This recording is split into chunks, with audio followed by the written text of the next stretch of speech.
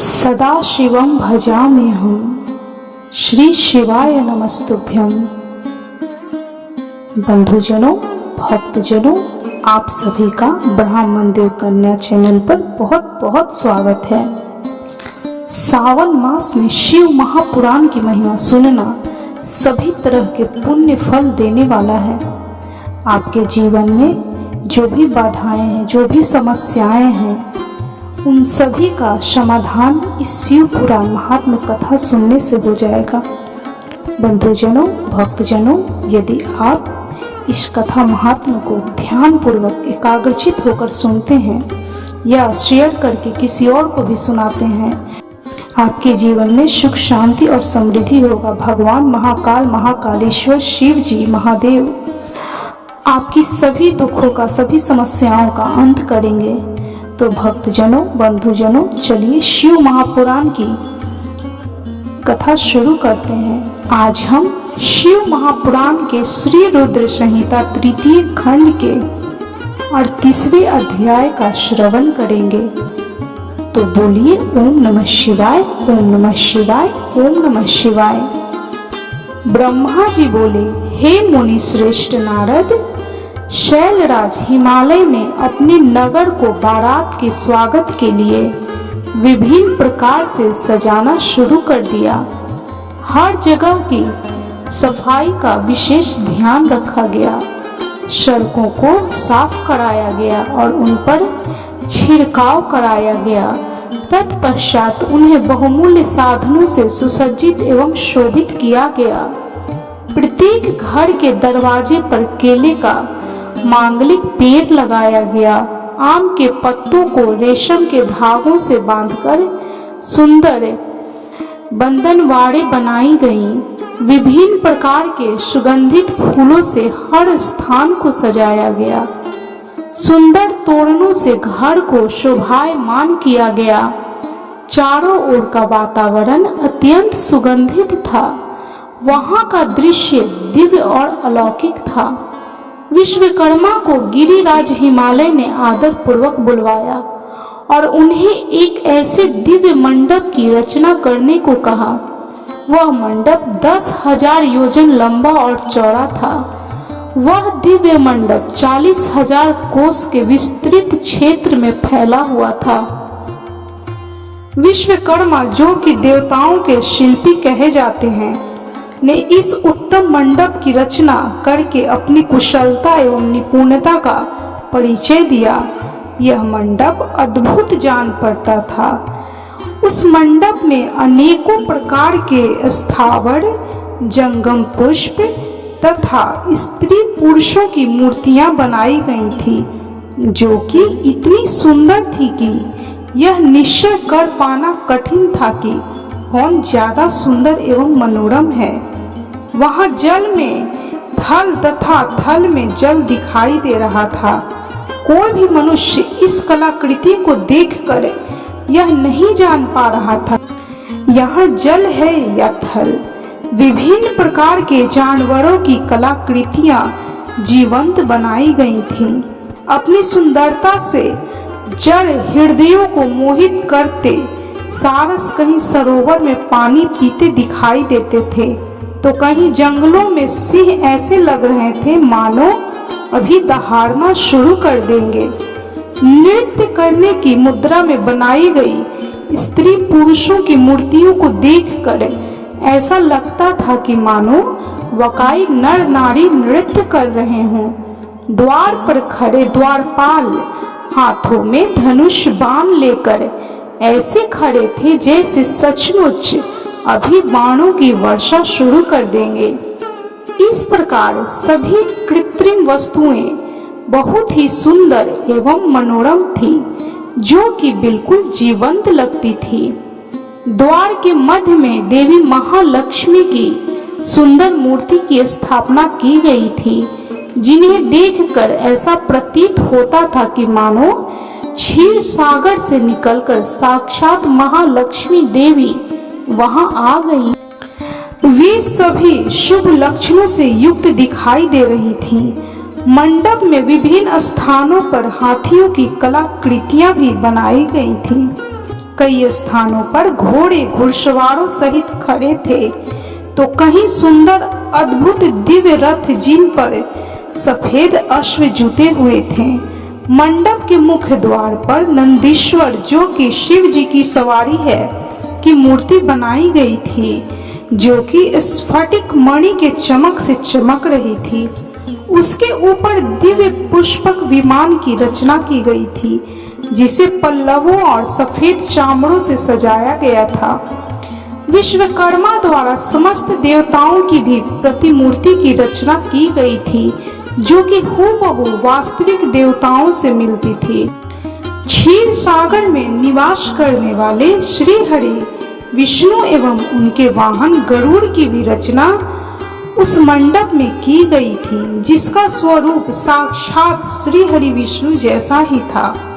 इसी प्रकार विश्वकर्मा द्वारा जगत के सृष्टिकर्ता ब्रह्मा जी की भी प्रतिमा उनके पुत्रों और वेदों सहित बनाई गई थी।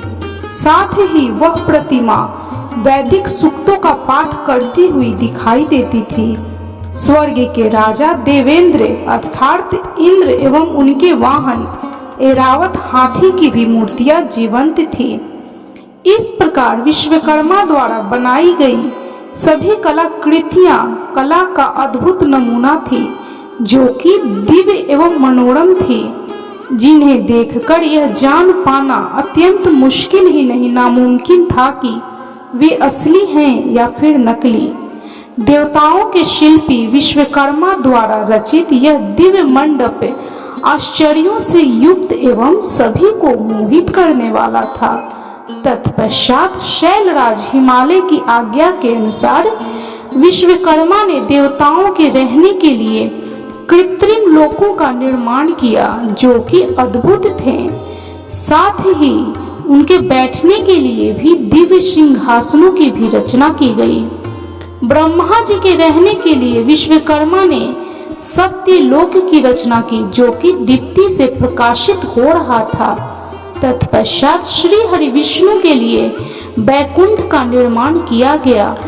देवराज इंद्र के लिए समस्त ऐश्वर्यों से संपन्न दिव्य स्वर्ग लोक की रचना की गई। अन्य देवताओं के लिए भी उन्होंने सुंदर एवं अद्भुत भवनों की रचना की। देवताओं के शिल्पी विश्वकर्मा ने पलक झपकते ही इस अद्भुत कार्य को मूर्त रूप दे दिया। सभी देवताओं के रहने हेतु उनके दिव्य लोकों जैसे कृत्रिम लोकों का निर्माण करने के पश्चात विश्वकर्मा ने भक्त वत्सल भगवान शिव के ठहरने हेतु एक सुंदर मनोरम एवं अद्भुत घर का निर्माण किया। यह भवन भगवान शिव के कैलाश स्थित धाम के अनुरूप ही था। यहाँ शिव चिन्ह शोभा पाता था।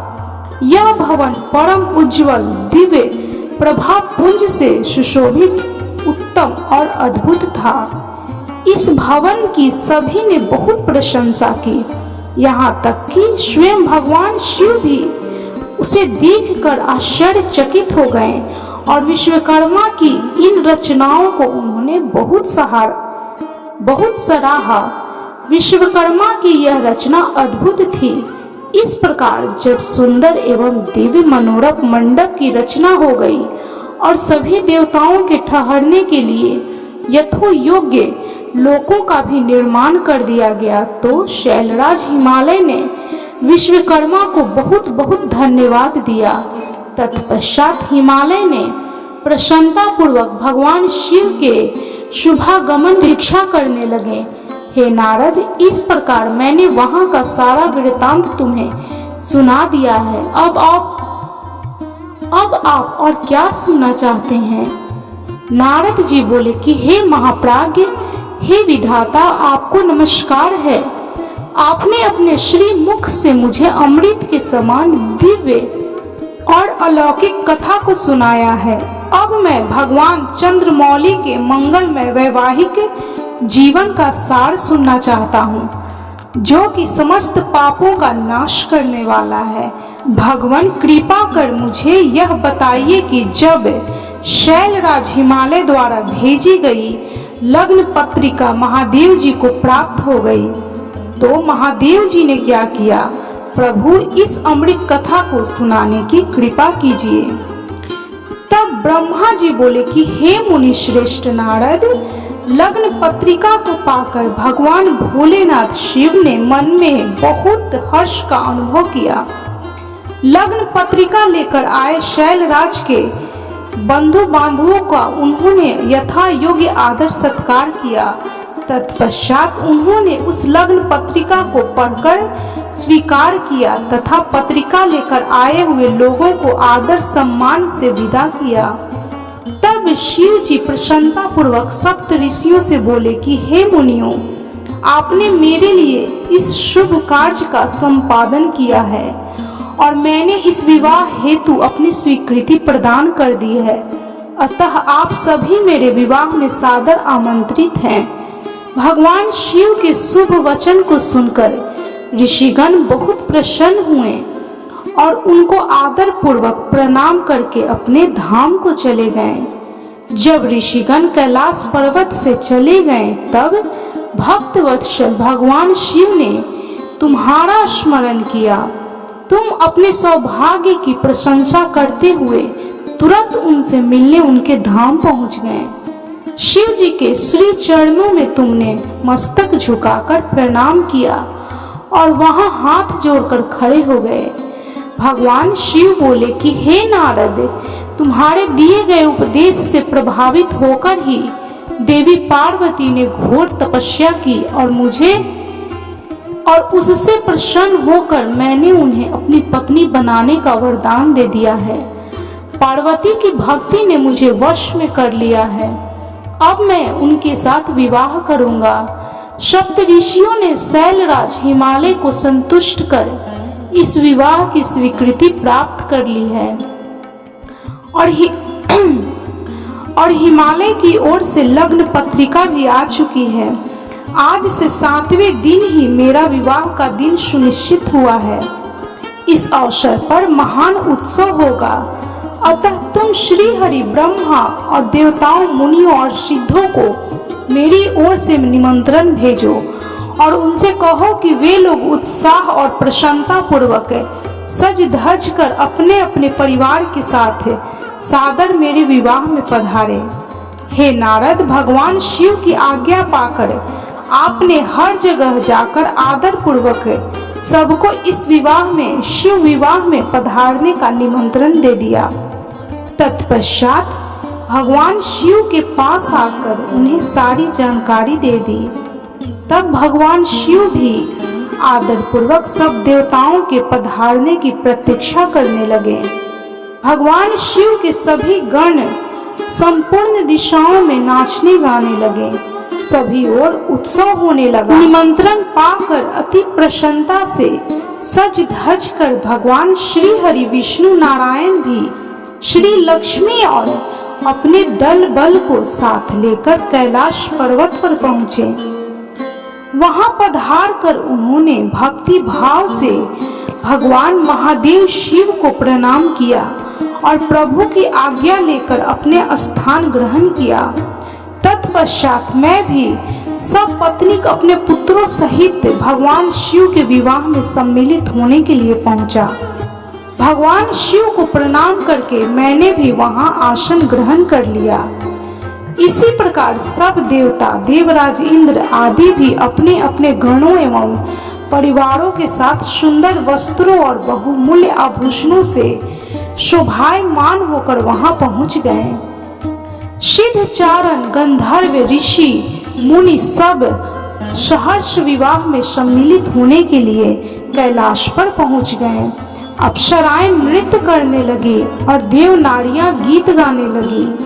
त्रिलोकीनाथ भगवान शिव ने स्वयं आगे बढ़कर सभी अतिथियों का सहर्ष आदर सत्कार किया।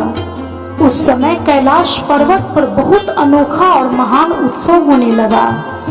सभी देवगण हर कार्य को कुशलता के साथ संपन्न करने लगे थे, मानो उनका अपना ही कार्य हो। प्रसन्नता पूर्वक सातों मातृकाएं शिव जी को आभूषण पहनाने लगी। लोकोचार रीतियां करके भगवान शिव की आज्ञा से श्री हरि विष्णु आदि सभी देवता वर यात्रा अर्थात बारात ले जाने की तैयारी करने लगे। सातों माताओं ने भगवान शिव का श्रृंगार किया। उनके मस्तक पर तीसरा नेत्र मुकुट बन गया, चंद्रकला का तिलक लगाया गया। उनके गले में पड़े दोनों सांपों को उन्होंने और ऊंचा कर लिया और वे इस प्रकार प्रतीत होने लगे मानो सुंदर कुंडल हो। इसी प्रकार सभी अंगों पर सांप लिपट गए जो कि आभूषणों की शोभा देने लगे। सारे अंगों पर चिता की भस्म रमा दी गई। वह चंदन के समान चमक उठी। वस्त्र के स्थान पर शील तथा हाथी की खाल को उन्होंने ओढ़ लिया। इस प्रकार श्रृंगार से सुशोभित होकर भगवान शिव दूल्हा बनकर तैयार हो गए। उनके मुखमंडल पर जो आभा सुशोभित हो रही थी उसका वर्णन करना कठिन है। वे साक्षात ईश्वर हैं। तत्पश्चात समस्त देवता, यज्ञ, दानव, नाग, पक्षी, अप्सरा और महर्षि गण मिलकर भगवान शिव के पास गए और प्रसन्नता पूर्वक बोले कि हे महादेव, हे महेश्वर जी, अब आप देवी पार्वती को ब्याह लेने के लिए हम लोगों के साथ चलिए और हम पर कृपा कीजिए। तत्पश्चात क्षीर सागर के स्वामी श्री हरि विष्णु भगवान शिव को आदर पूर्वक नमस्कार कर बोले, हे देवाधिदेव महादेव भक्तवत्सल, आप सदैव ही अपने भक्तों के कार्यों को सिद्ध करते हैं। हे प्रभु, आप गिरिजा नंदिनी देवी पार्वती के साथ वेदोक्त रीति से विवाह करिए। आपके द्वारा उपयोग में लाई जाने वाली विवाह रीति ही जगत में विवाह रीति के रूप में विख्यात होगी। भगवान, आप कुल धर्म के अनुसार मंडप की स्थापना करके इस लोक में अपने यश का विस्तार कीजिए। भगवान विष्णु के ऐसा कहने पर महादेव जी ने विधि पूर्वक सब कार्य करने के लिए मुझे ब्रह्मा से कहा। तब मैंने श्रेष्ठ मुनियों कश्यप, अत्रि, वशिष्ठ, गौतम, भागुड़ी, गुरु, कन्नव, बृहस्पति, शक्ति, जमदाग्नि, पराशर, मार्केंड, अगस्त्य, च्यवन, गर्ग, शिलापाक, अरुणपाल, अकृतश्रम, शिलाद, दधीचि, उपमन्यु, भारद्वाज, अकृतवर्ण, पिपलाद, कुशिक, कौत्स तथा शिष्यों सहित व्यास आदि उपस्थित ऋषियों को बुलाकर भगवान शिव की प्रेरणा से विधि पूर्वक अभियुदिक कर्म कराए। सबने मिलकर भगवान शंकर की रक्षा विधान करके ऋग्वेद, यजुर्वेद द्वारा स्वस्तवाचन किया। फिर सभी ऋषियों ने सहर्ष मंगल कार्य संपन्न कराए। तत्पश्चात ग्रहों एवं विघ्नों की शांति हेतु पूजन कराया। इन सब वैदिक और अलौकिक कर्मों को विधि पूर्वक संपन्न हुआ देखकर भगवान शिव बहुत प्रसन्न हुए। तब भगवान शिव हर्ष पूर्वक देवताओं और ब्राह्मणों को साथ लेकर अपने निवास स्थान कैलाश पर्वत से बाहर आए। उस समय शिव जी ने सब देवताओं और ब्राह्मणों को आदर पूर्वक हाथ जोड़कर नमस्कार किया। चारों ओर गाजे बाजे बजने लगे। सभी मंत्र मुग्ध होकर नृत्य करने लगे। वहां बहुत बड़ा उत्सव होने लगा। इस प्रकार शिव महापुराण के श्री रुद्र संहिता तृतीय खंड के 39वें अध्याय तक की कथा संपन्न हुई। तो बोलिए, कर्पूर गौरम करुणावतारम संसार सारम भुजगेंद्र हारम सदा वसंतम हृदय रविंदे भवम भवानी सहितम नमामि। ओम नमः शिवाय, ओम नमः शिवाय, ओम नमः शिवाय। यदि आप चैनल पे नए हैं तो कृपया चैनल को सब्सक्राइब जरूर कर लें। आप भी इस शिव भक्ति की कथा अवश्य सुने। इस कथा को सुनने से आपके मन की जो भी मनोरथें होंगी भगवान पूर्ण करेंगे। आपके जीवन की सभी समस्याओं का भगवान शिव महाकालेश्वर समाधान करेंगे। तो बोलिए कर्पूर गौरम करुणावतारम संसार सारम भुजगेंद्र हारम सदा वसंतम हृदय रविंदे भवम भवानी सहितम नमामि। ओम नमः शिवाय, ओम नमः शिवाय, ओम नमः शिवाय। भक्तजनों, बंधुजनों, यदि आपको शिव महापुराण की यह कथा अच्छी लगी हो तो कृपया वीडियो को लाइक, शेयर और सब्सक्राइब जरूर करें और कमेंट में हर हर महादेव, ओम नमः शिवाय, जय महाकाल जरूर लिखें।